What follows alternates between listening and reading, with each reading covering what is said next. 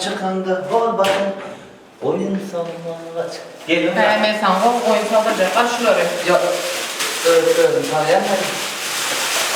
Bunun şuna neden at geldi? Halk marketi teyze su çıkıptır. İçine latreye düşüyor var. Bilyenem ben bu suyu. Nereden biliyorum? Ben ya teyze aldım bunu. Yanlışlıkla. Çık gördüm koltuğu bilyene ya. Sen bir kötü öpmeler geldi. Bunun şu paketi buralarda gelecek bu. Onu nerede bakayım böyle? 2 yere katlayma geldi.